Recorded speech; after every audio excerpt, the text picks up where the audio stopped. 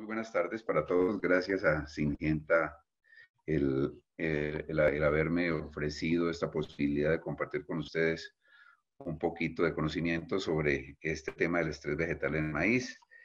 Gracias a todos los asistentes por su tiempo, a los coordinadores del evento. La idea es que estemos hablando del tema que ustedes ven en la pantalla y que haya también eh, colaboración, cooperación en diferentes tipos de conceptos, de experiencias y que todos aprendamos a través de esta herramienta.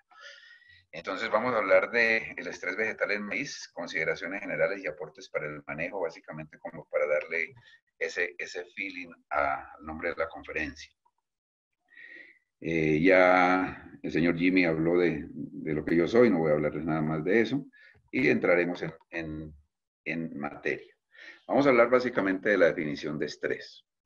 Cuando uno habla de estrés, es una palabra que obviamente viene del tema de las plantas, de una condición poco favorable para su desarrollo, por eso se habla del episodio fisiológico provocado por una condición ambiental o biológica que produce una respuesta adversa en el cultivo. La palabra estrés hoy en día se utiliza de manera indiscriminada en todo tipo de orden, en la parte humana, en la parte médica, todos hablamos de estrés, estrés social, estrés de trabajo, todo el mundo estrés, estrés, estrés. Y normalmente lo hacemos cuando vemos que hay una dificultad en el tema como de comportarnos y como de adaptarnos a la condición cambiante de la cual no estamos acostumbrados a vivir. La planta le sucede igual. El estrés es eso, es un episodio. Es un episodio temporal o a largo plazo por una condición poco favorable para su crecimiento. Y entonces, las plantas tienen forma de defenderse. Como nosotros nos defendemos del estrés yendo al gimnasio, yendo a compartir con amigos, viendo televisión, haciendo yoga, lo que sea, o olvidándonos del problema en un momento determinado y salimos del estrés. Las plantas no tienen cómo hacerlo. Las plantas no hacen yoga. Las plantas no tienen gimnasio. Las plantas no tienen dónde, digamos, de defenderse de la condición adversa. Nosotros tenemos una alteración en la temperatura del cuerpo y inmediatamente buscamos la sombra, buscamos despojarnos de algún tipo de ropa. La planta no lo puede hacer. Eso quiere decir que entonces tiene dos formas de las cuales salir del estrés. Una que se llama adaptación, que ahorita vamos a ver un poco más de ella, y la otra aclimatación. Son dos cosas completamente diferentes. Sin embargo, las dos le permiten contrarrestar esos efectos y vivir bajo esa condición poco favorable, por ejemplo, en el caso que vemos aquí, una condición de baja temperatura en una planta de rosa, y después recuperarse. Lógico que eso va a consumir energía. Realmente el tema del metabolismo y de la producción de alimentos para la humanidad está hecha en función de la transformación de energía. Energía del sol para producir carbohidratos, energía a través de estructuras carbonadas para hacer compuestos un poco más complejos, todo es energía. Y si se gasta energía para la defensa y para la acomodación, entonces habrá menos cantidad para el tema de la producción. Entonces, la importancia en el mundo está dada en esta figura que ustedes ven ahí. El estrés lo causan diferentes tipos de condiciones. Sequía, inundaciones, frío, salinidad, contaminación, acidez, calor, metales pesados, ozono, sobrefertilización. Hay muchos eventos dentro del ciclo de producción de una planta que pueden causar ese estrés. Lo que ven en la parte de arriba es un dato del año pasado de la zona maicera de los Estados Unidos, en Iowa, donde se habla de $3 billones en pérdidas, básicamente en el cultivo que tenemos hoy como foco de tratamiento. Y miren los datos que se precisan actualmente en la agricultura. Hay estimación del 50% de pérdida de rendimiento potencial en todo el mundo por condiciones de estrés, diferentes tipos de estrés. Y para el 2025 se habla que el 80% de las áreas cultivables pueden estar afectadas por algún tipo de esta condición. Entonces no es para menospreciar el tema del estrés. Cada vez más cuenta y goza de mayor interés por los diferentes órganos de investigación de producción de alimentos en el mundo. Porque las famosas figuras de comparación entre rendimientos potenciales, por ejemplo, en el maíz, donde se pueden llegar a tener rendimientos potenciales cercanos a las 20 toneladas de grano, y comparándolas contra los promedios que tenemos, sobre todo a nivel latinoamericano, es bastante grande. Ese gap es bastante profundo. Entonces uno dice, ¿y a qué se debe? Lo primero que viene es el tema, es la semilla, ¿no? La semilla no, porque la semilla se hace básicamente con un potencial y ese potencial tiene que desarrollarse en las mejores condiciones. Por ahí habla de las mejores condiciones. Y ahorita vamos a ver qué pasa con ese concepto, a veces que es subjetivo de lo que es la mejor condición para el crecimiento. Entonces, como las plantas no tienen locomoción y deben convivir con condiciones poco favorables para la vida, van a tener estrés básicamente después que germinan. Una semilla sí se puede estresar, claro, también puede tener una condición de estrés, pero es que el estrés dentro de la semilla es una cuestión completamente diferente. Y a veces es una pérdida total de su capacidad para germinar o para tener la renovación de la especie. Pero una vez se logre la germinación, comienza ese bebé, comienza esa planta nueva a sufrir alteraciones por cambios diferentes a la condición normal de desarrollo para la cual está hecho. Por eso esos episodios tienen implicaciones diversas. Y el estrés tiene implicación ecológica. Entonces uno se pone a ver. Miremos la parte agroológica y la parte agronómica.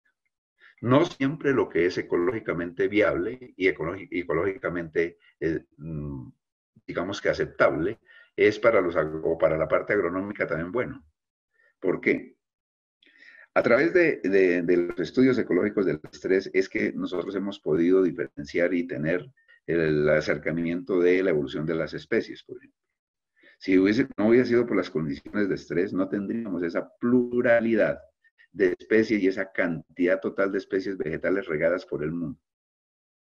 Quiere decir que ecológicamente el estrés puede verse como una condición adecuada para que haya cambios y que esos cambios permitan entonces tener poblaciones o más resistentes o de mayor preservación.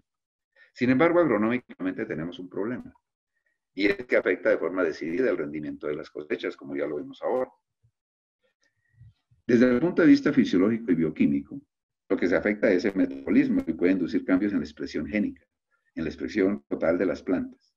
Y lo que se hizo en un momento determinado para rendir en una cantidad va a verse afectado completamente. ¿Ven?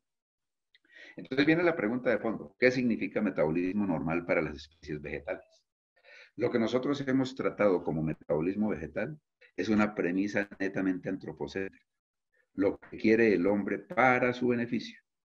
Pero el tema de metabolismo normal para las especies vegetales va a depender muchísimo de la manera o de la forma en que nosotros estemos mirando la condición de crecimiento de la planta. Si es ecológico, el tema de metabolismo normal va a ser de una variabilidad enorme y de una subjetividad también grande. Pero si es agronómico, simplemente vamos a decir es que la cosecha no se logró. Netamente antropocéntrico, ¿verdad? Entonces, ¿para qué le sirve el estrés a la planta? Las plantas en el estrés, le ha servido el estrés para diferentes tipos de acondicionamiento en el mundo. Las adaptaciones. Entonces, ¿qué es una adaptación? Una adaptación simplemente son cambios a la figura original de una especie que le permite entonces adaptarse muy bien a una condición cambiante definitiva. Dentro de esos cambios están, por ejemplo, las raíces profundas de las plantas. Todos sabemos que las plantas, la gran mayoría de las especies vegetales tienen origen en el agua, ¿cierto? Entonces, al principio la raíz no era importante. Después, bajo condiciones de sequía, se hizo tan importante la raíz que este órgano ha desarrollado tanta profundidad que hoy en día hay plantas que desarrollan raíces que definitivamente lo dejan perplejo a uno cuando las cuenta. Para no ir tan lejos, la palma aceitera, por ejemplo, al hacer un conteo de todas las raíces de la palma y colocar una raíz seguida a la otra, fácilmente al medir pueden llegar a tener 55 a 60 kilómetros de longitud. Y eso pues es solamente en esa especie. Imaginen ustedes un forestal, una cebolla, un eucalipto. Entonces es una cosa bien importante esa participación de la raíz, ¿no? El tema del metabolismo C4, el metabolismo CAM. El metabolismo C4 en el maíz, el metabolismo CAM en las especies que se han adaptado a condiciones esteparias. Entonces es eso, si hay una condición poco favorable en el día, pues yo lo único que hago es transformar esas vías metabólicas y hacer que en la noche las pueda realizar sin tratar de afectar mi subsistencia y de la generación que viene. Ah, que al hombre eso no le sirva, eso ya no es problema de la planta. Simplemente es una condición que se hace para vivir. Y las plantas, el estrés lo utilizan también para la tolerancia a condición básicamente de adaptación. Entonces ahora sí hablamos de la adaptación. La adaptación es una condición hereditable, lograda para la sobrevivencia sana. Una condición de adaptación, por ejemplo, en las plantas CAM. Volvemos al caso de las CAM. Las plantas termófilas, aquellas que viven en unas condiciones de altísimas temperaturas y a las cuales otras no pueden vivir. Plantas acuáticas que han desarrollado la capacidad para tener diferentes tipos de raíz o vivir en la superficie durante un tiempo y lograrlo dentro del agua en otro tiempo. Mientras que la aclimatación, bueno, me dicen que inicie el video, vamos a poner acá el video, listo. Entonces la aclimatación es una condición no hereditable, resultado de un cambio, de un cambio en la expresión génica por presión ambiental. Entonces una planta lo que normalmente está saltando cuando tiene el estrés es de aclimatación. Entonces se aclimata a diferentes condiciones del medio, ¿no? Y ahí es donde tenemos materiales tolerantes a.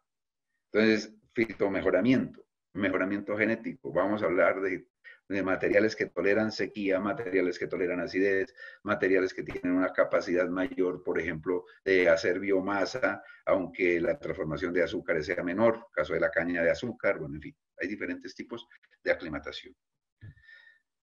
Entonces son dos cosas distintas, ¿no? La adaptación es a largo plazo, la aclimatación normalmente es a plazos un poco más pequeños, más cortos.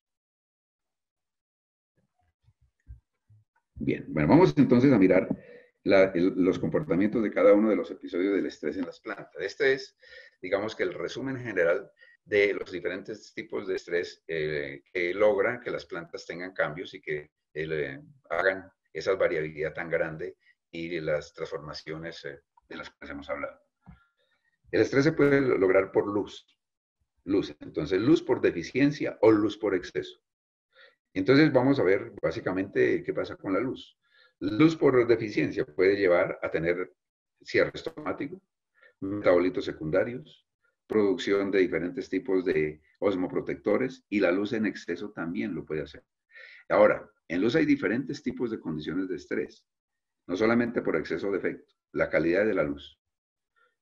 ¿Qué tipo de estrés está formando la luz ultravioleta, por ejemplo? Y la luz ultravioleta lo que genera básicamente es la generación de altas cantidades de antocianos, de carotenoides que permiten la reflexión de esa luz ultravioleta y disminuyen el daño de todo el andamiaje anatómico de la planta. En el tema sales, es una de las situaciones más complicadas que vive el mundo actualmente.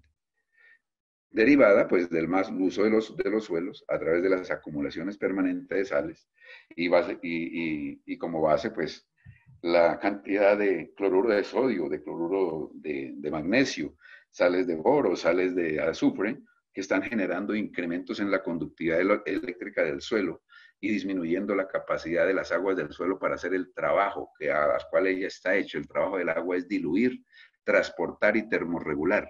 Y si los osmolitos que se acumulan en esas aguas son altos, pues no la van a dejar trabajar a tal punto que se logren entonces efectos directos sobre la planta y de hecho las sequías inducidas por salinidad. El tema de los metales pesados, también que cobra cada vez más importancia y que lo miramos a veces como de soslayo y sí, el problema existe, pero entonces no lo queremos meter tanto, cada vez cobra más importancia. La industrialización ha llevado a que condiciones de excesos en cromo, en plomo, en arsénico, en cobalto y hasta en los metales que sirven como elementos esenciales, caso de zinc y caso de cobre, pueden llegar a generar problemas en las plantas. Entonces, una contaminación con metales pesados lo que hace es hacer que la planta se vaya por un camino diferente al de la acumulación de carbohidratos y que esa energía se utilice para la generación de radicales de oxígeno y de nitrógeno que atenúen el tema de la contaminación y eso pérdida de energía. Con el tema del uso exagerado de fertilizantes, no salinidad, sino con el uso adecuado de fertilizantes, con excesos, por ejemplo, las cantidades de nitratos o de fosfatos que pueda tener un suelo también pueden afectar el tema de la actividad enzimática en la raíz, el ajuste osmótico en la raíz, la falta de la generación de actividad a nivel de la rizosfera y sequía, que cada vez cobra más importancia por el tema de cambio climático. Entonces la sequía básicamente es una deficiencia de agua severa que hace que se cierren los estomas, que haya cambios en los osmolitos, que se genere más cantidad de metabolitos secundarios para poder sobrevivir y la producción de alta cantidad de ácido abscísico para defoliar las plantas. Pero no solamente hay sequía, también hay inundación. Y la inundación finalmente llega a ser como una sequía inducida, porque finalmente lo que la inundación logra es disminuir toda la absorción de agua por la raíz y la planta muere por falta de transporte de agua y nutrientes.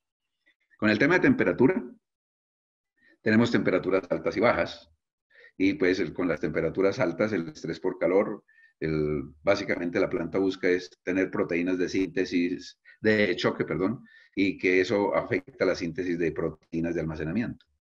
En el caso de frío, pues la inducción de osmolitos, el cambio en la composición de los aminoácidos y de hecho, cambio en composición también de las proteínas. Entonces miren que eso es lo que está viviendo una planta actualmente. Una planta de maíz, uno dice que el maíz es de las plantas que tienen mayor adaptación, ¿sí? Uno encuentra maíz desde el nivel del mar hasta 4.800 metros de altura. Desde los 60 grados de latitud norte a los 60 y pico grados de latitud sur, donde se quiera, puede crecer una planta de maíz. Pero entonces el tema es, ¿y a qué costo? Sí, muy interesante, crece, todo lo demás, pero lo que se persigue actualmente es producción, es productividad. Cada vez más estamos generando materiales que perciban ese tema de la productividad y de pronto que sanitariamente sean buenos, pero nos olvidamos a veces de trabajar hacia este tipo de consideraciones de las alteraciones por estrés a nivel ya de cultivo en el mundo. Bien. Entonces, aquí lo que acabamos de ver, todo tiene que ver con estrés abiótico, pero hay estrés biótico también, ¿no? Entonces, el estrés abiótico, condiciones ambientales. El estrés abiótico lo provocan los microorganismos, lo provocan los organismos de mayor tamaño, los insectos, que están afectando de alguna manera la defensa de la planta y que les genera esa condición poco favorable de crecimiento que finalmente altera el metabolismo, altera el desarrollo. Y al alterar el desarrollo, de hecho, se va a afectar una cosa que se llama la relación de carbono o la economía de carbono, la economía en la cual parte de los carbohidratos que se hacen en la hoja y que se deberían destinar hacia la producción de grano, hacia la producción de la mazorca, se dedican más bien hacia la defensa. Eso es lo que sucede en cualquier sistema sociopolítico. Si yo tengo recursos para la educación, para la agricultura, para la salud, y en un momento determinado la nación entra en guerra, esos recursos van para la guerra. Entonces dejo de educar, dejo de darle cobertura en salud y dejo de proteger al pueblo. Y la planta sucede igual. Entonces eso es un desgaste. Y obviamente ese desgaste altera completamente el rendimiento agronómico. Esto es un ejemplo de cómo las condiciones de estrés han hecho que en algunas plantas se hayan adaptado. Esto es adaptación a largo plazo, ¿no? Es el caso de las plantas que están bajo o que crecen bajo condiciones de muy baja temperatura, las plantas que crecen bajo condiciones de alta salinidad, donde lo que hacen ellas es absorber las sales, acumularlas, ser hiperacumuladoras. Plantas que viven 2 o 3 días y rápidamente florecen y mueren, que son las que encuentran en los desiertos del norte de Chile, de Perú. Entonces, todo para aprovechar solamente una lluvia y poder vivir y prevalecer la especie. Entonces, todo eso es importante y de ahí hay una riqueza enorme que a nivel genético y a nivel fisiológico nos puede servir para preparar materiales que cada vez necesitamos más ante las condiciones del cambio climático. Bueno, ¿qué hace el estrés sobre la composición hormonal? Vamos a ver solamente estrés abiótico. Entonces, una planta estresada con estrés abiótico genera lo siguiente: cambios en la composición auxínica, donde las auxinas básicamente lo que van a tener es menor flujo, de los fotoasimilados. Las auxinas ayudan a mejorar el flujo de fotoasimilados, es decir, de la hoja del maíz hacia la mazorca, y si no hay auxinas, entonces se disminuye el flujo.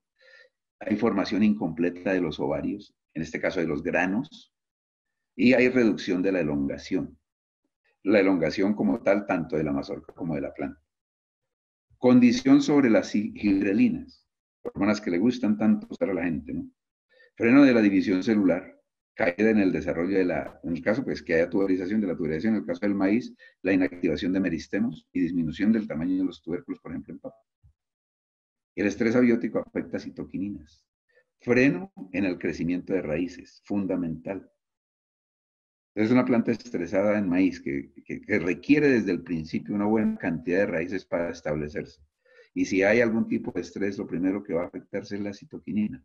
La citoquinina es la hormona, como su nombre lo dice, encargada de la citoquinesis, de la división celular, para dar al ciclo celular, el ciclo que es importante en ese estado G1, su continuidad y que no se quede establecido en G0, porque entonces ahí la planta lo que hace es inhibirse.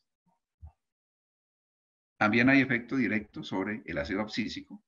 Una planta estresada lo que hace es generar mayor cantidad de abscísico, y el ácido abscísico inhibe la carga del floema, reduce la capacidad para sintetizar almidones. Entonces, el caso de un estrés tardío en maíz, donde ya los azúcares se han descargado en la mazorca, pero el ácido abscísico hace que no se forme el almidón. Entonces, el azúcar va a entrar a la fase respiratoria y viene el famoso chupado del grano. Entonces, el grano no crece, quedó simplemente como una vejiga que se disminuyó, y tenemos esos problemas complicados en la parte de la mazorca. Y la generación de etileno, ¿no? Entonces, con etileno sabemos que es la hormona de la maduración, pero esa hormona de la maduración debe estar en el momento y en la cantidad adecuada. Y no presentarse en ocasiones previas, porque entonces nos genera una maduración muy afectante de lo que es la calidad final del producto. Lo que ven ustedes en azul, las figuritas azules, es que eso obviamente se disminuye con el estrés, y los que están en color rojo aumentan. Entonces, una condición estresante aumenta el ácido abscísico, que se considera como la hormona del estrés, porque se incrementa con las condiciones poco favorables, y el etileno, que lo que hace es que la planta entre rápidamente o en floración en maduración, produzca una semilla y permita que la especie prevalezca. Pero el estrés no está hecho para que el ser humano se alimente. Aquí está una figura donde resume el tema del estrés ambiental, básicamente en la respuesta que puede tener una planta. Una planta puede tener tres tipos de respuesta. Una, ser resistente. Entonces, un material resistente lo que hace es aclimatarse. Y al aclimatarse tiene un crecimiento que no puede ser el apropiado, pero el crecimiento le sirve para sobrevivir. Especie sobrevivió. Otro material es susceptible. Entonces, la susceptibilidad está en función de la senescencia temprana. La muerte programada, que antes estaba programada para una época, sufre una alteración. Y entonces ese tiempo de la muerte celular programada se hace más corto entre la senescencia y la muerte. Y viene el tema de la evitación. Entonces, cuando ya no es con el tema de la resistencia, que es aclimatarse. Aquí se evita el estrés. Por ejemplo, hay hiperacumulación de algunas cosas. Tratar de disminuir el efecto para sobrevivir también. Todo eso hacen las plantas. Tal vez nosotros lo único que hacemos es evitar el estrés, porque a veces no somos resistentes al estrés. El ser humano es tiene muy baja resistencia al estrés. Tratamos de evitarlo, es la cobardía, ¿no? Bueno, ¿dónde comienza? ¿Dónde se desarrolla y qué es lo que hace el estrés? Entonces uno habla del famoso switch, el encendido y apagado genético.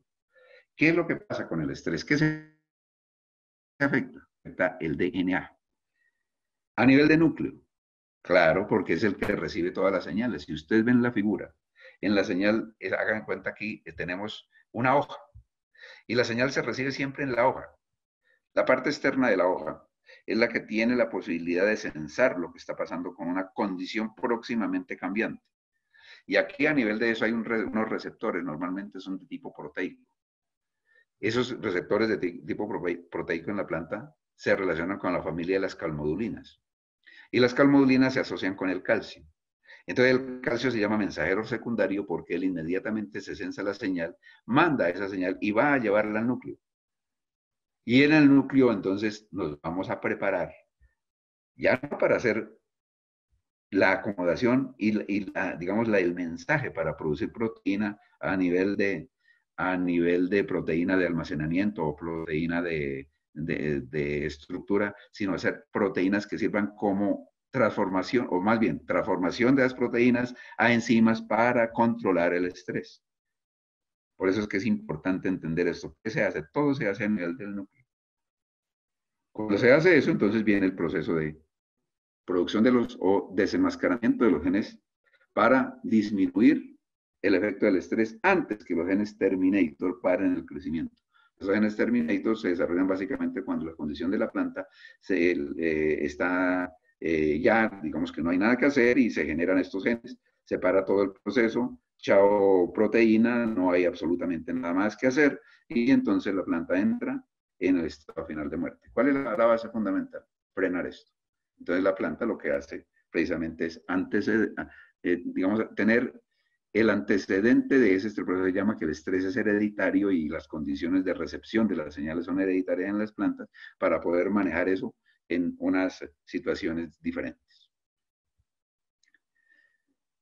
Bueno, todo conlleva una cosa, el famoso estrés oxidativo. ¿Qué es el estrés oxidativo?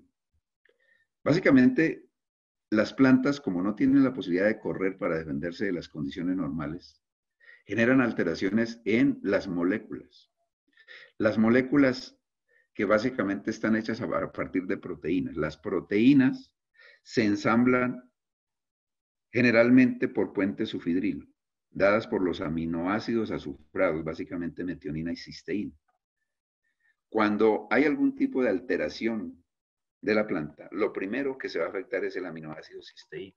Y entonces empieza a tener alteraciones en ese tipo de puente sufidrilo, formando otros tipos de proteína.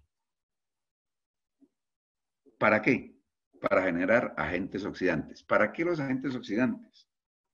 Uno dice, bueno, ¿y estos agentes oxidantes por qué los forma la planta? Simplemente es una manera de contrarrestar el posible efecto, ya sea de la alteración biológica o abiótica. Hablemos de una alteración biótica, la entrada de un patógeno. Entonces se forma el estrés oxidativo para que esos oxidantes inmediatamente actúen sobre las proteínas que forman lisis a nivel de membrana o a nivel de pared y que producen los agentes, los patógenos, en este caso hongos, bacterias, lo que sea. Eso es desgastante para la planta. En condiciones de salinidad, la situación de formar radicales en este caso, oxígeno libre o de nitrógeno libre, porque así se llaman, radicales de oxígeno, radicales de nitrógeno, es para cambiar las condiciones de pH a nivel de citoplasma y de vacuola y no permitir que la célula muera por plasmólisis. Entonces eso lo hace la planta, es una manera de hacerlo, pero es desgastante. Y entonces cuando las condiciones de esos radicales libres quedan ahí, pues la planta inmediatamente siente esa situación y hay que devolverla a su condición normal. ¿Bien? Eso es el famoso estrés oxidativo. El estrés oxidativo simplemente se da por la condición y la formación de radicales de oxígeno o de nitrógeno libre, sobre todo de oxígeno libre, y va a generar cambios en la composición metabólica de la planta. ¿Listos? Vamos a ver el ejemplo de estrés oxidativo bajo condición de patógenos. Entonces la figura que nos muestra, un patógeno tratando de entrar a una hoja. Inmediatamente el patógeno se hace presente, viene la formación de un elicitor, un reconocedor del patógeno. Ese elicitor lo que hace es mover los receptores de membrana en la hoja. Esos receptores de membrana son canudulina, calcio, y empezar la cadena de transferencia de información. Entonces ustedes ven aquí que el calcio es fundamental. El calcio lo que hace es mover y llevar esa información a nivel de membrana y a nivel de núcleo. Y una vez se logre establecer la presencia del patógeno, empezar a generar entonces las defensas. Una de las defensas de la planta muy importante se llama melatonina, igual a la que nosotros tenemos y nos da el color de la piel. Perfecto. Se llama fitomelatonina. La melatonina de las plantas como tal, lo que hace básicamente es controlar los episodios de estrés. Miren el tema en la parte A, cómo una situación de estrés está generando entonces producción de radicales de oxígeno libre.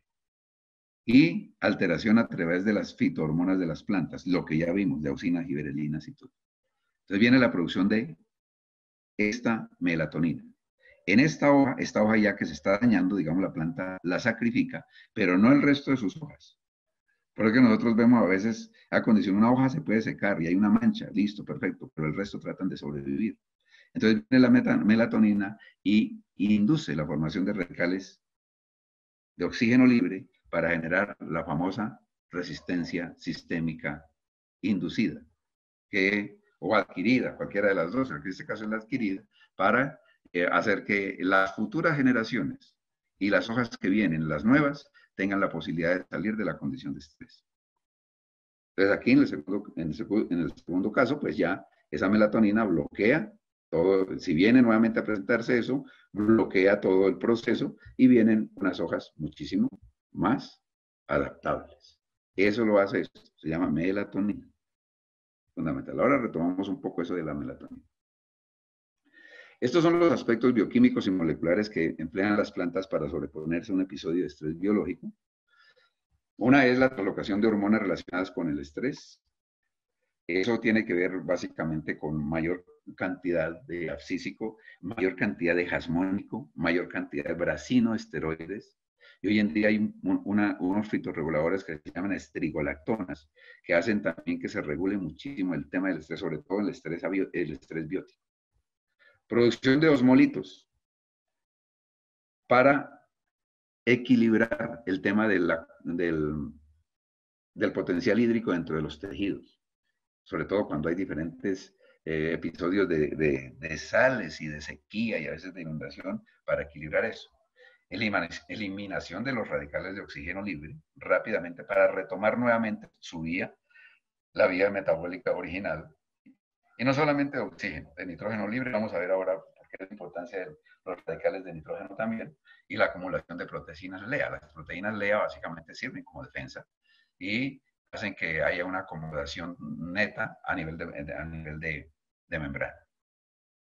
Ok.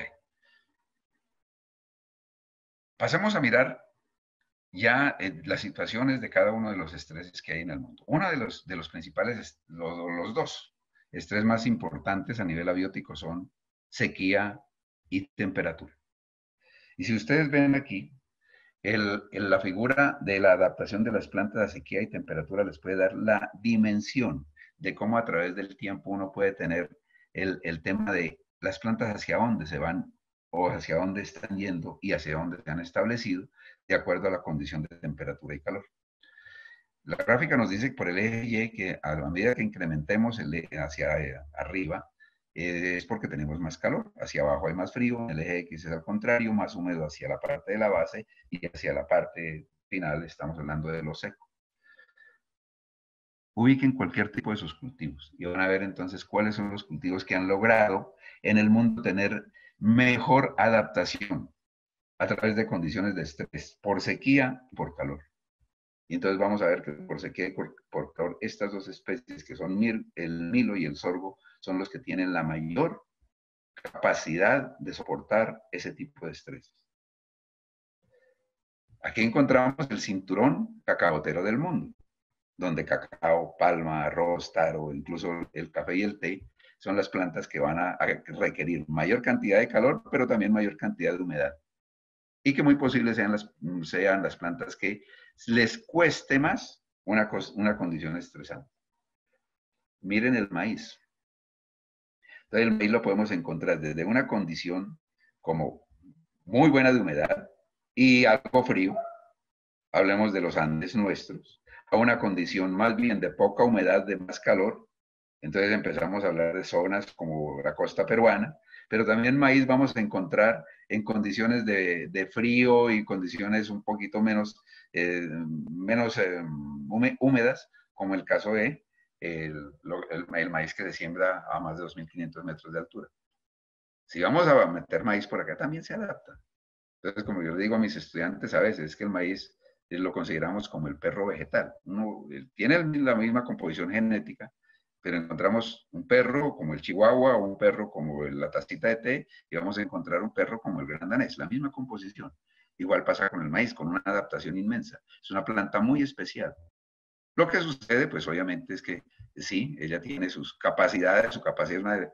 Todos sabemos que el maíz está hecho básicamente porque el hombre lo hizo así, a su imagen y semejanza, con sentido, con unas condiciones especiales para sobrevivir y que responde en la medida en que no le falte nada.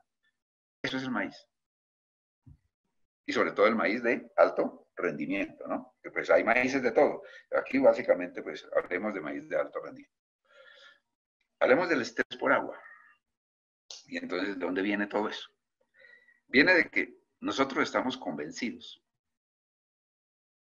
que usamos en un planeta azul, donde el agua la tenemos a caudales y donde es el recurso que no nos va a dar ningún tipo de problema porque a toda hora lo tenemos. Miremos el tema del agua, cómo está, ¿no? 70% del planeta está cubierto con agua. Entonces, no, perfecto. Ah, bueno, pero el 97% es agua salada. Bueno, esto está el fitoplancton, fundamental para la vida. Sin el fitoplancton no hay oxígeno. Ah, sí, listo. ¿Qué nos queda? Un 3% del agua dulce. Y de esa agua dulce, el 70% normalmente se localiza en glaciares y alrededor de ellos. Entonces, ¿qué nos quedó? El restante, que lo dan las lluvias y el agua de la superficial. Esta es la que tenemos que aprovechar. Y alguna de estas, porque es la que queda, es el agua que mueve. Entonces, cuando uno va a ver, realmente de ese 3% solo tenemos como el 1% de todo el agua que hay en el mundo, porque el resto de agua es agua salada. Entonces, esta es agua para la agricultura, por tanto, se convierte en un recurso delicadísimo, que hay que trabajarlo, hay que tratarlo bien. Y entonces aquí viene el tema de ejemplo en el maíz. Maíz sin agua y maíz con agua. Ah, bueno, vamos a ver cómo es el tema, si es importante o no es importante el agua. Claro que sí. Lo que se dice, obviamente, y los trabajos es que no solamente es la cantidad, sino la forma, la distribución del agua durante el ciclo, ¿no? Porque yo puedo tener una muy buena cantidad de agua y sembrar el maíz en una condición de alta humedad, pero es un clima monzónico o tenemos unos 2 o 3 meses de sequía y ahí nos afecta bastante. Por eso las gráficas dicen lo siguiente. El rendimiento del maíz, toneladas por hectárea, la disponibilidad de agua, número de días con cantidad óptima de agua durante el periodo de crecimiento del maíz. Si el periodo de crecimiento es de 120 días y yo tengo 60 de esos 120 días con agua adecuada para el maíz, voy a tener el rendimiento potencialmente adecuado.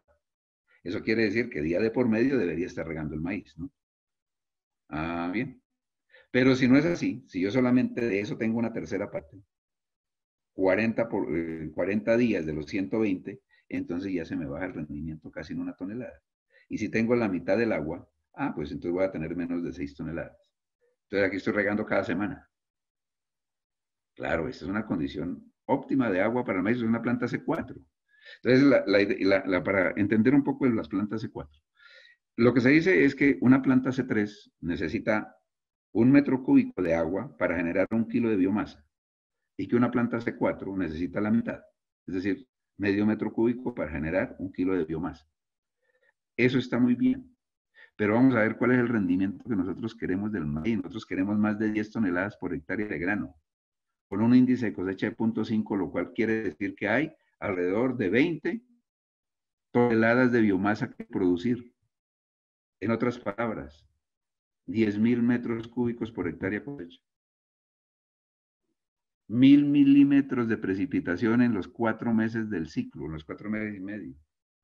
Y que esa precipitación sea permanente.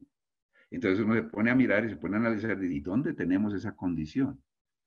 ¿Realmente sí existe la condición o no? Pueda que sí, pero entonces ya empiezan a jugar otros factores. Segunda figura, hablamos de la precipitación, ¿no? De los 1.000 milímetros, ¿no? Y de la productividad del mismo maíz. Entonces, claro, tenemos 2.000 milímetros al año, pues tenemos el potencial de producción.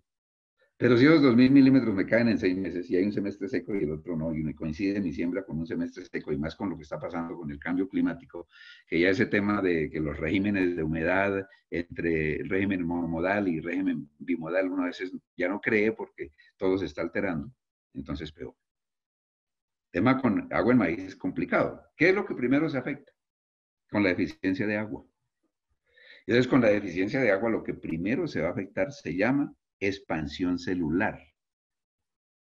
Esto es agua potencial, que no tenga, digamos que falte agua y que haya sequía, porque la sequía lo que llega es a disminución del potencial. Entonces, la división y elongación celular, perfecto, casi nada, ¿no? Los meristemos. La síntesis de pared. Entonces, la síntesis de pared es fundamental para todo esto que estamos hablando, que acabamos de mirar, para censar los cambios. Pero aparte de eso, para darle resistencia a la planta a ataque de insectos y de enfermedades. La síntesis de proteína. Entonces, aquí ya la proteína que nos va a generar todo el andamiaje estructural de la planta va a irse hacia la vía de generación de enzimas antiestresantes. Y de aquí en adelante viene daño en la fotosíntesis, daño en la conductancia y la producción de ácido abscísico. Esto que hay aquí son las unidades del potencial. Potencial hídrico, que básicamente está en megapascales y se determinan por la cantidad de solutos que se acumulen en el suelo cuando hay condición de sequía. Pero también sufrimos por inundación. Es una foto tomada en la zona de Urabá, 2012. En Carepa. Entonces, pues quedó bajo el agua toda la zona bananera, ¿no? Y pues uno dice, bueno, ¿y ahí qué pasa? Pues grave problema, porque no solamente es banano, vienen todos los cultivos, vienen los frutales, viene el maíz, viene todo lo que hay ahí a través de el tema de la inundación. ¿Qué pasa con la inundación? La inundación produce principalmente deficiencia de oxígeno. El maíz es una de las plantas que no tolera inundación. Es de las plantas más sensibles a ese tema. Entonces uno ve, uy, ahí se le entró la agüita, eso no se la sacamos y eso no sufre. Al otro día las plantas están completamente afectadas, ¿no? Sucede mucho en el llano. Se salen los ríos, quedamos con dos, en los llanos orientales, para las personas que no están en Colombia, los llanos orientales son unas zonas donde llueve normalmente entre 8 meses y 9 meses permanentes, y hay unas épocas muy lluviosas donde los ríos se salen, causan inundación. Eso sirve para sembrar de pronto arroz de secano, un tipo de arroz especial, pero también se siembra maíz. Entonces ahí hay pérdidas enormes por inundación. Que se recupera. Sí, puede recuperarse, pero no vamos a tener la condición real y potencial de productividad. ¿Por qué? Inicialmente se genera anoxia. La anoxia se entiende como aquel estado en el cual más de la mitad del oxígeno disponible por algunas circunstancias se ha perdido, se disminuye. Entonces, falta de oxígeno. Cuando la planta entra en anoxia, se empieza a censar una cosa que es la respiración.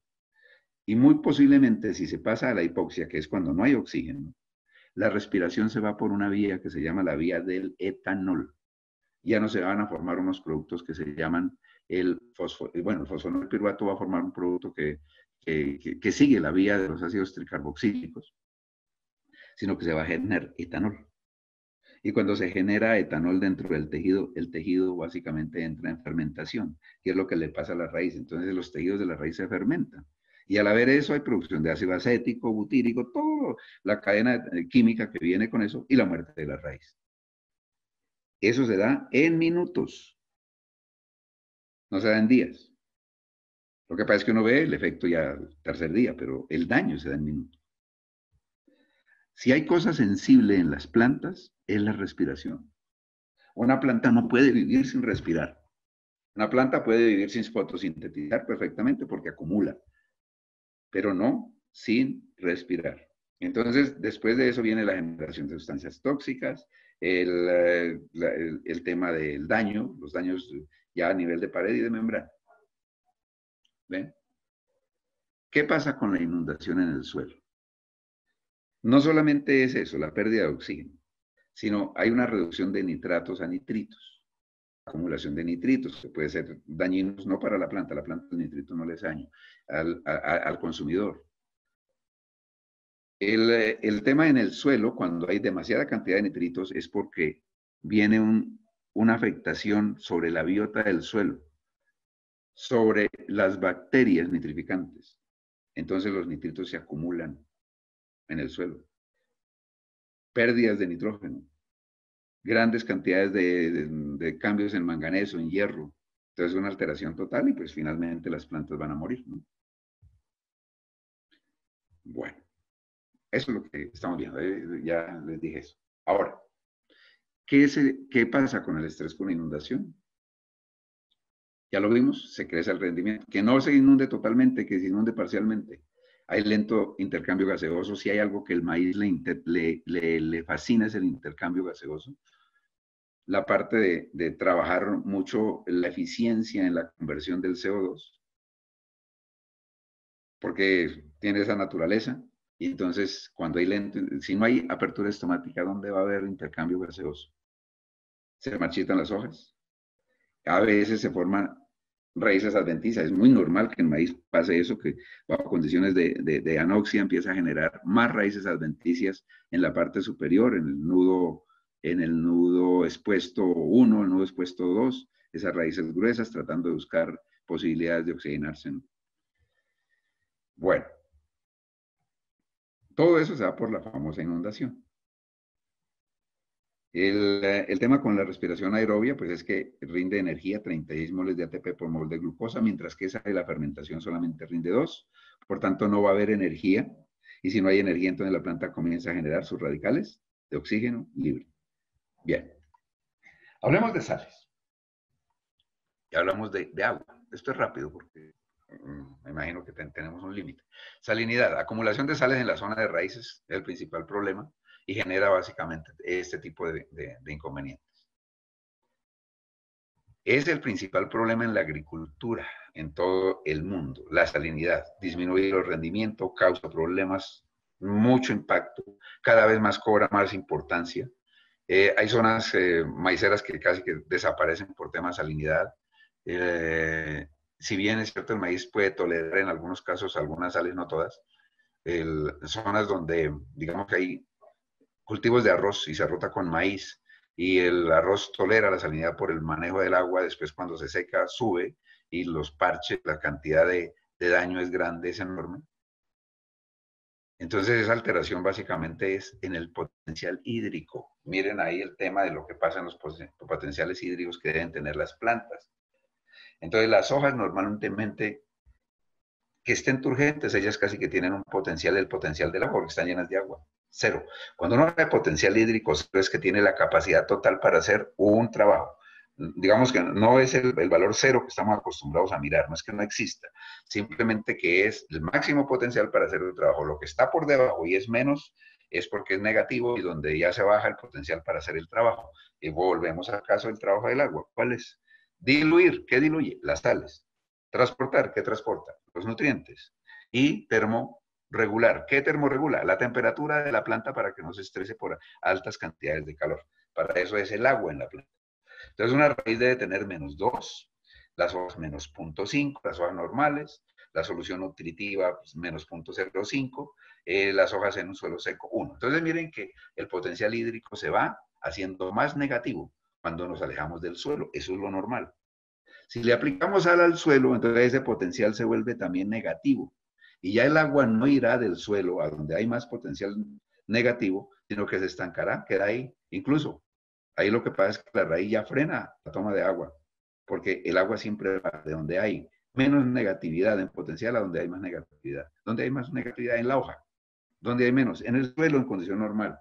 Si al suelo le colocamos sales, como lo encontramos por aquí en el agua del mar, mira el potencial a donde llega. ¿Ve? Entonces ese potencial hay que tenerle mucho cuidado, porque es el que genera problemas de diferente índole. ¿Cómo se mide la salinidad? La manera en que uno tiene que hacer controles es la conductividad eléctrica. La conductividad eléctrica no solo la mide en los laboratorios, uno puede tener su equipo, llevarla y medir la conductividad eléctrica cerca de la zona de raíz. Y la conductividad eléctrica entonces va básicamente en una metodología que es el extracto de suelo 1-2, una parte de suelo, 2 partes de agua, se mezcla bien, se deja durante 1 hora o un poco más hasta que trate de diluirse. Es como una condición muy similar a la que puede estar la planta sometida y entonces uno empieza a ver diferentes cosas.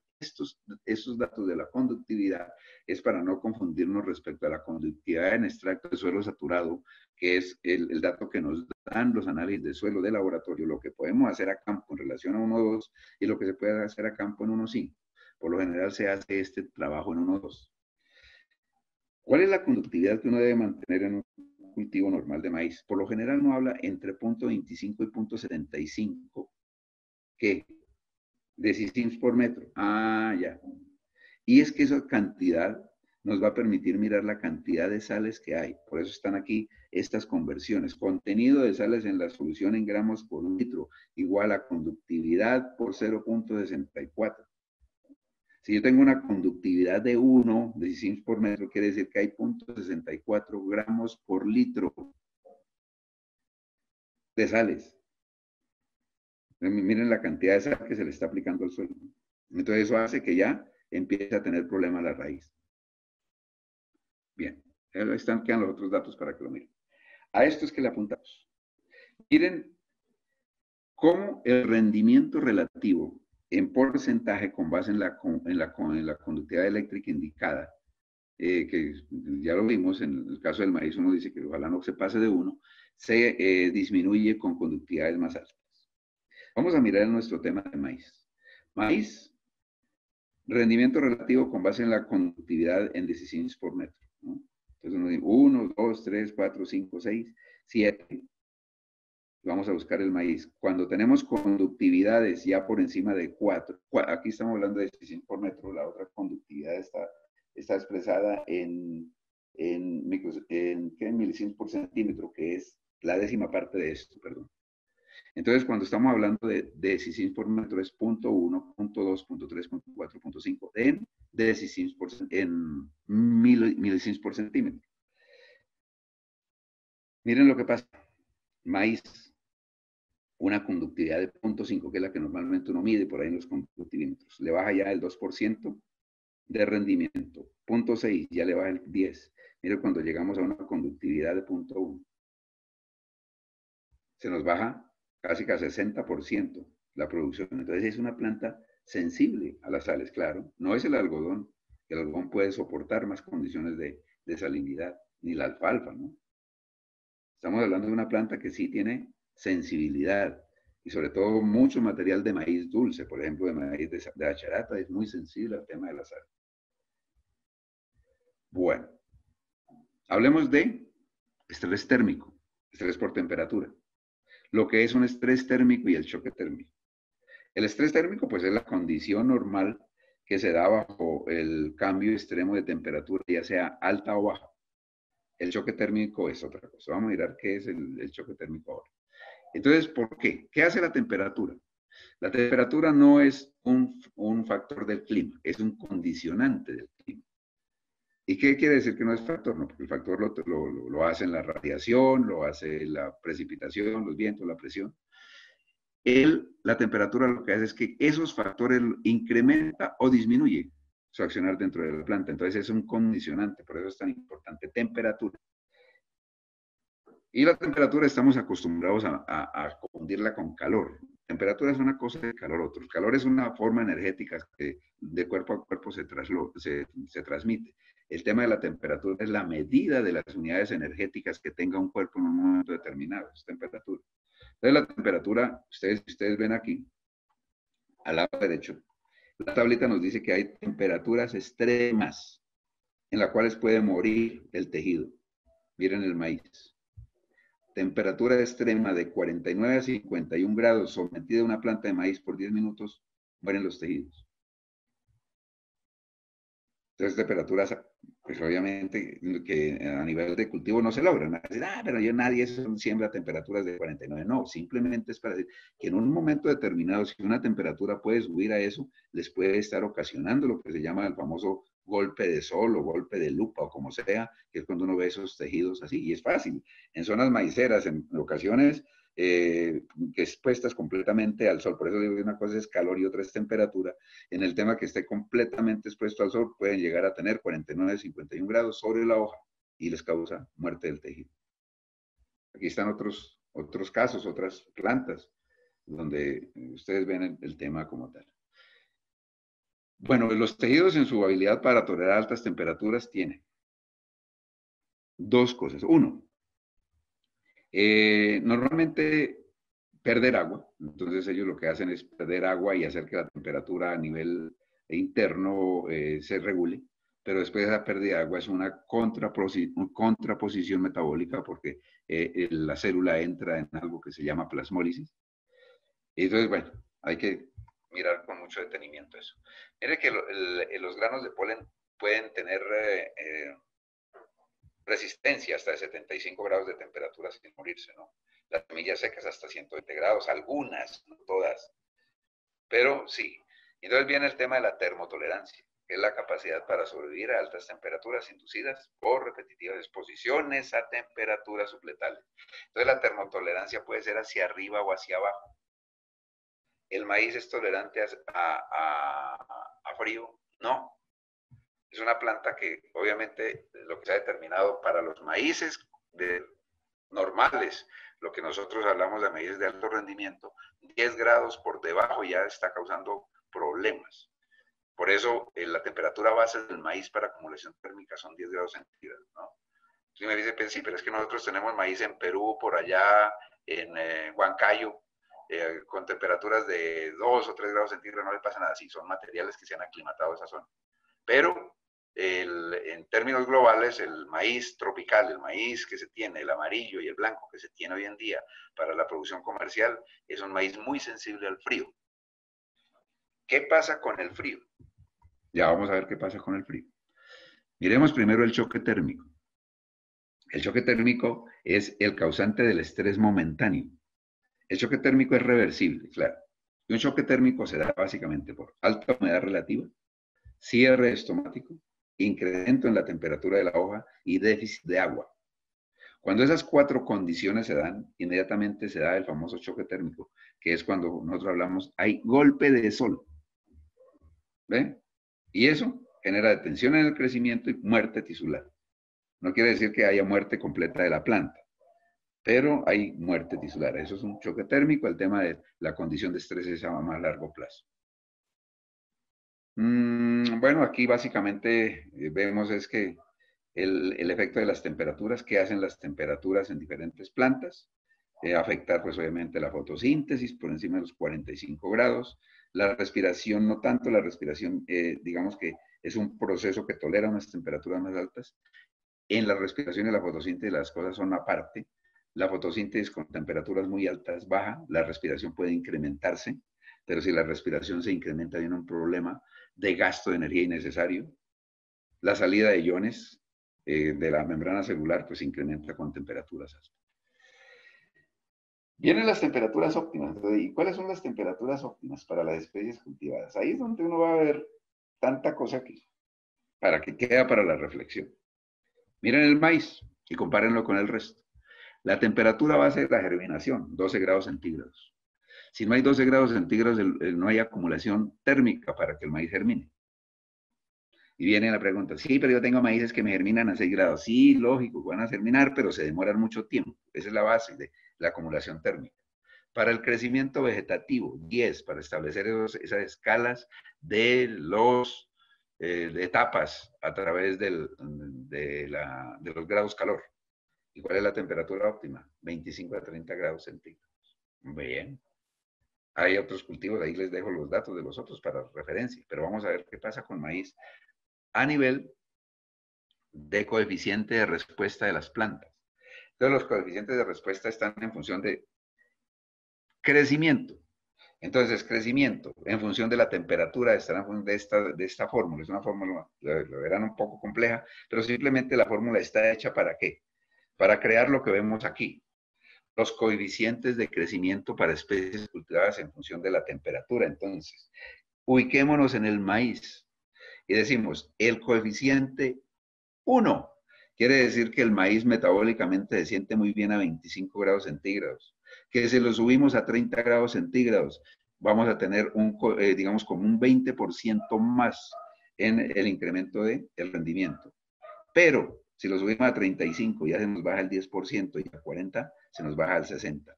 Bajen el maíz a 20 grados y solamente va a ser capaz de responder por el 65% de las tasas de crecimiento que tenía 25 y 30. A 15. Aquí está cambiado, perdón. Aquí está cambiado. Punto 65 y punto 75 y punto 65. Disculpen. Y aquí a 10 grados. Punto 3. Entonces va a crecer el 30% del potencial. Y a 5 grados no crece. Entonces es una planta que le gusta la buena temperatura, ¿no? Hay otras que, por ejemplo, en el caso de la papa, ¿no? Ustedes ven que baja la temperatura a 10 grados y sí, se baja el crecimiento, pero no en los niveles en que estamos viendo el tema del maíz. Ahora, tener maíces por encima de 40 grados centígrados, pues eso es tener menos de la mitad de la producción de, eso es en producción de biomasa, menos de la mitad de la producción de biomasa disponible. Ya vimos que a 45 grados se disminuye el rendimiento, entonces pues obvio que es sensible a la alta y la baja temperatura, más a la baja que a la alta. Este es un ejemplo básico en papa, no nos demoramos en verlo, es para mirar cómo las temperaturas son diferentes para las etapas fenológicas, ¿no? Temperatura en etapa fenológica vegetativa, esta de aquí, menor que en las etapas reproductivas. Entonces, cada etapa va a tener unas temperaturas diferentes, no todas son iguales, por eso las épocas de siembra son tan importantes en el mundo.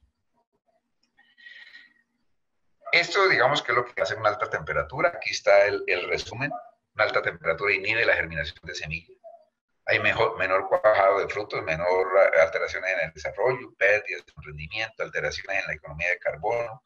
Cuando hablamos de economía de carbono es llenado total, afección de la morfogénesis, es la producción de los meristemos, reducción de la floración, estrés oxidativo. Entonces todo eso genera una alta temperatura. Hay que cada vez cobra más importancia eso. Ahí están respuestas fisiológicas y bioquímicas en todas las plantas, no solamente en maíz, reducción en la disponibilidad de agua, alteraciones hormonales, incremento en las concentraciones de agua, ya vimos, producción de etileno, bueno, todo lo que hemos visto, ahí está el resumen. Ahora vamos a ver el tema temperatura baja. ¿Qué pasa con la temperatura baja? Entonces, con la temperatura baja tenemos dos tipos de eventos. Uno, el congelamiento, y otro, el estrés por deshidratación. Entonces, el estrés por congelamiento se da, por lo general, cuando hay episodios de frío por encima de 0 grados y que se altera la viscosidad de la membrana. Entonces, puede haber un momento de congelamiento afectando viscosidad y disipación de la energía y formación de radicales de oxígeno libre. Listo. Hasta ahí. Perfecto. Puede ser dañino, bastante dañino. Pero vamos a ver el otro, estrés por deshidratación interna. Entonces, en el estrés de deshidratación interna tenemos aumento del protoplasto por formación de hielo.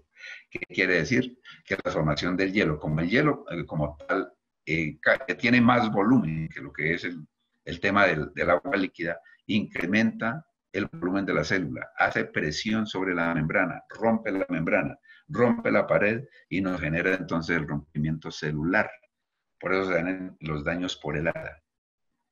Cambio en componentes de membrana y desintegración de la misma. Entonces, lo primero que sufren son los fosfolípidos. Ya, sí, los fosfolípidos necesitan mucha energía, claro, es fósforo y grasa, entonces inmediatamente va a haber un cambio total y las membranas se vuelven más permeables, por tanto la planta se daña más y hay salida de esos frutos. Ese es el estrés por deshidratación interna que por lo general sucede bajo condiciones de heladas, ¿no? Bueno, entonces el daño por frío, ¿qué produce? Uno se llama vitrificación y el otro cristalización. Entonces, la famosa vitrificación, que es la solidificación del contenido celular en formas amorfas no cristalinas, como si congeláramos una gelatina, ¿no? Y ocurre por enfriamiento o en el enfriamiento rápido de las células. Imaginen una helada. Entonces, lo primero que se va a producir es la famosa vitrificación. Si la helada continúa, llegamos a la cristalización, que es la formación de cristales de hielo dentro del citoplasma. Cuando hay cristalización, esto ya es completamente reversible. La vitrificación puede tener algo de arreglo, la cristalización no. Entonces vienen los daños por frío, que es lo que vemos aquí atrás en estas papas que fueron afectadas por una helada por radiación En la sabana de Bogotá, donde la temperatura bajó durante 2 horas por debajo de 2 grados centígrados. Entonces ahí vemos los daños. Estos son otro tipo de daños, son los daños de heladas por convección que están normalmente en la parte sur del continente, son arándanos. Entonces, una baja temperatura que formó cristales. Aquí, ¿qué estamos esperando? Muerte de la planta, aplicación de algunos bioreguladores y poda, a ver si la recuperamos, ¿no? Y no hay nada que hacer. Entonces, el frío obviamente sí es una condición estresante bastante del tema. Bueno, ¿qué hace una planta cuando está a baja temperatura? Disminuye la actividad fotosintética, frena en la transmisión protoplasmática, pérdida de permeabilidad en las membranas, salida de iones, decrece la actividad enzimática. Es decir, hay una alteración completa a nivel de metabolismo, una alteración completa a nivel también de división celular, de crecimiento celular y de llenado de frutos, de llenado de estructuras reproductivas. ¿Listos? Vamos a ver metales pesados, señores, señoras. Lo que les decía, ¿qué produce un metal pesado en una planta? Cada vez más es el incremento de metales pesados. Los metales pesados están como base de una transformación. ¿Por qué es el problema del metal pesado, digamos? Porque es un elemento que la planta no necesita. Como no necesita, no lo metaboliza, lo acumula. Pueda que el metal pesado le haga daño a la planta o no. Si la planta se daña, pues muere. Si no, lo acumula y finalmente el último consumidor en la escala, que normalmente es el hombre o un animal, es el que va a tomar el metal pesado, y al tomar el metal pesado, ellos sí sufren, porque los metales pesados van a ir a la corriente sanguínea, a la parte respiratoria y causan cáncer, todo lo que conocemos como alteraciones por metales pesados, ¿no? Hablemos de la planta, ¿qué pasa? Esto es metal pesado. Metal pesado entra a la planta e inmediatamente genera una cosa, bloqueo de el óxido nitroso. Entonces, uy, pero el óxido nitroso no es una cosa que es dañina, no. En las plantas el óxido nitroso es un activador de señales. El óxido nitroso es parte fundamental del metabolismo del nitrógeno. En la planta, dentro de la hoja, viene nitrato del suelo, se transforma a nitrito, el nitrito entra al cloroplasto y en el cloroplasto tiene que formar amonio. Cuando hay una condición de estrés, el metal pesado no deja que se forme esa transformación del amonio, y si no hay amonio no hay aminoácidos. Entonces lo que se forman son estos tipos de radicales. Hay digamos, un cambio total en el metabolismo. Y cuando eso sucede, formación de estrés oxidativo y toxicidad por el metal pesado. Entonces bloquea esto. ¿Qué pasa con el donador de nitrato, de óxido nitroso? El donador es el nitrito. Entonces, si el nitrito es el donador, inmediatamente se frena la producción de aminoácidos, se frena la producción de proteínas, porque el nitrito va a hacer o se va a necesitar para la generación de esto. Claro, se generan y bloquean los metales pesados, por tanto, ya no va a haber radicales libres de oxígeno, se bloquean y se frena el tema de la toxicidad. Pero el costo, ¿a qué costo, no? Bueno, dicen que vamos a mirar unas cosas de cerrado, vamos a ver rápidamente el tema de qué hacer ante el estrés, ante condiciones del estrés. Lo que hay que hacer es fitoestimular la planta. Y entonces, ¿qué es fitoestimular? Hacer que microorganismos del suelo, hacer que la raíz funcione de mejor forma, porque todo esto ya lo hemos visto, logra afectar la acumulación de nutrientes, la eficiencia, todo esto. Entonces vamos a hablar de fitoestimulación. Recuerden que los bioestimuladores o fitoestimuladores pueden ser sustancias únicas, materiales orgánicos, elementos químicos beneficiosos, sales inorgánicas, extractos de algas marinas, derivados de la quitina y quitosano, antitranspirantes, aminoácidos y microorganismos. Uno de esos famosos PGPR, que ayudan muchísimo al tema de fitoestimulación a nivel de raíz. Pero la mejor fitoestimulación, ¿cuál es? El oxígeno a nivel de raíz. Si uno necesita que las plantas recuperen de condiciones con estrés oxidante, es mejorar la condición de oxidación, de aireación en el suelo. Por eso estamos viendo aquí esa herramienta que se utilizan los palmeros, bananeros, de frutales, y la mejora en el suelo. Eso es lo importante, ¿no? Otro fitoestimulador, el azufre. Las plantas de maíz necesitan muy buena cantidad de azufre. Recuerden la relación entre nitrógeno y azufre en el maíz, que es aproximadamente de 7:1, no 10:1. Es decir, que por 7 unidades de nitrógeno que coloque debo de poner algo de azufre. Porque el azufre es fundamental para formar glutatión dentro de la planta. Y el glutatión es el que se encarga de hacer el reciclaje de los radicales de oxígeno libre, de esa agua oxigenada que se forma, del oxígeno activo, de radicales que no sirvan en la planta. Y a veces en la fertilización pecamos por eso. Otra forma de fitoestimulación fundamental en el caso del maíz, en el caso de otros granos, la aplicación de algunos productos a la semilla para asegurar la generación de auxinas. En el caso de fósforo y zinc, para generar auxinas. Mire lo que pasa con productos de fósforo y zinc, es decir, la fertilización a la semilla. Esto aquí en la mano izquierda no se colocó, entonces tiene que germinar. Recordemos que el maíz produce sus raíces iniciales, no absorbe nutrientes, solo agua, y después con las raíces adventicias a buscar el fósforo y el zinc. Si aplicamos fósforo y zinc a la semilla, está listo, disponible, entra rápidamente, las raíces crecen, pega muy bien la semilla, nos aseguramos que ante alguna condición estresante tengamos una buena germinación. ¿Sí? Esto es tema en caña, la misma cosa. Bueno, esto lo pasamos y vamos a ver una cosa que es la interacción de nutrientes. Quiero terminar con esto. Es mirar que la parte nutricional es fundamental para la salida de las condiciones de estrés.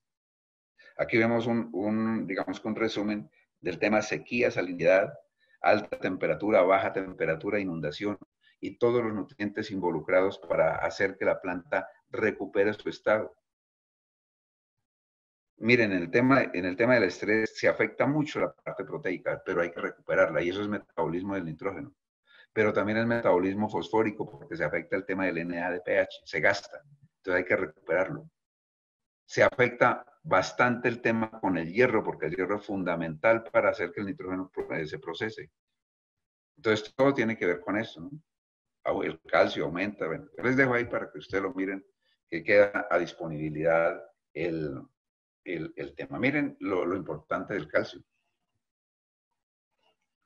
El calcio es fundamental para generar, primero, la respuesta de las plantas, el tema de generar, digamos, que como mensajero secundario, la resistencia, las famosas moléculas de la inmunología, que no le gusta el tema a los médicos, pero ahí estamos hablando muchísimo de todo lo que es la parte que es resistencia de la planta. El boro también, porque el boro promueve división, promueve la parte de activación de las enzimas, de las superóxido desmutasas, ascorbato peroxidasas, todas esas enzimas que están involucradas en la disminución de los radicales de oxígeno libre. Entonces, para su maíz, ¿qué tenemos? Interacción, nutrición, sanidad, fundamental. Y no solamente sanidad desde el punto de vista biológico, sino desde el punto de vista ambiental también. A eso hay que apuntarle. Nutrir bien la planta, hacer que los materiales sean lo suficientemente resistentes para soportar las condiciones de estrés y finalmente, pues disminuir las pérdidas. ¿De acuerdo? Por eso estamos viendo aquí un esquema teórico del efecto de los nutrientes minerales sobre la infección patogénica. Más nutrientes, claro, incrementamos rendimiento, incrementamos el tema de la resistencia a la infección. Disminuyamos nutrientes, se disminuye el rendimiento y se incrementa el tema del índice de infección. Entonces, eso pues desde hace mucho tiempo se ve, pero para lograr toda esa serie de cosas, recuerden que lo más importante es esta partecita, la raíz. Si nosotros no logramos que las plantas tengan raíz y no se activen a nivel de la rizosfera para la absorción de nutrientes y la absorción de agua, de nada nos sirve pues tener medidas y cosas para tratar de disminuir los episodios de estrés. Perfecto. Creo que ya terminamos y le vamos a dar parte de las preguntas de acuerdo a las instrucciones que estoy recibiendo. Listo. Muchas gracias, doctor Cabezas, por su presentación. Como usted lo mencionó, en estos momentos vamos a dar paso a las preguntas que se formularon por el chat durante su presentación por parte de los participantes. ¿Ok? Aquí va De la acuerdo. primera pregunta, doctor. Por muchos tiempos se decía que la malformación de mazorcas en maíz era a causa de insectos picadores chupadores, pero también estas malformaciones podrían ser ocasionadas por el estrés. Sí, realmente, bueno, depende del tipo de malformación, ¿no? A veces uno encuentra malformaciones en maíz por falta de llenado de granos. Entonces, esa malformación de falta de llenado de granos, donde uno tiene una mazorca donde en una hilera tiene 3 granos, en otra 5, en otra 8, eso normalmente se da por deficiencias de boro, porque el boro es fundamental para hacer que se dé la fecundación. Como el maíz tiene fecundación hológama cruzada, necesita que cada cabello de eso se desarrolle lo mejor posible y que en el desarrollo de eso, el tubo polínico que genera el traslado de polen hacia el ovario sea eficiente, y eso lo hace el boro. Entonces las deficiencias de boro producen eso. Otra malformación de mazorca se da por deficiencias auxínicas, que es cuando la mazorca crece hacia un lado y hacia el otro no. Y esa deficiencia auxínica va básicamente por deficiencias de fósforo y de zinc. Entonces, depende del tipo de malformación. Hoy en día, pues, desde luego hay muchas afecciones dadas por insectos chupadores que hacen que también se den esos cambios, pero afectando directamente el efecto de los nutrientes. Ok, muchas gracias. La segunda pregunta sería, ¿cuál sería la recomendación más precisa para poder sacar a una planta de un estrés, ya sea biótico o abiótico? Bueno, excelente pregunta. Miren, en el tema de la fitoestimulación, yo les iba a hablar un poquito de la sacarosa, pero ya que lo preguntan, vamos a ampliarnos un poco en la pregunta, en la inquietud. Miren, seamos lógicos. Una planta, ¿qué es? Metabólicamente lo que hace, producir sacarosa en las hojas, llevarla al tallo, voy a hablar del maíz, porque tiene que pasar por el tallo de la sacarosa y traslocarla a los órganos reproductivos, llámese mazorca o llámese panoja. En el proceso de traslocación de la sacarosa pueden haber muchas cosas, daños y bueno, diferentes tipos de adversidades. Una de ellas es que la sacarosa no se utilice para llenado, sino que en condiciones de estrés se utilice básicamente para respiración, tasas respiratorias y todas esas otras vías que explicamos en la conferencia. Entonces, ¿qué pasa? Hay falta de sacarosa en la planta. Por eso la aplicación de sacarosa. Cuando hablo de sacarosa es azúcar refinada, 100% de esa blanca que se utiliza para el café, para endulzar las comidas, para la pastelería. Esa sacarosa debería utilizarse en las plantas, no en los humanos, porque los humanos lo que van a hacer es que tienen problemas después de diabetes y bueno, todo lo demás. Entonces, eso es la lógica, ¿no? Si le hace falta materia prima, démosle la materia prima. Y la sacarosa foliar es una de las pocas moléculas que entra sin restricción por su diámetro atómico. Por el diámetro que es menor a 1 nanómetro, entra y recupera las plantas de una manera muy, muy especial. Hay otro concepto importante de esto, que es la relación carbono-nitrógeno.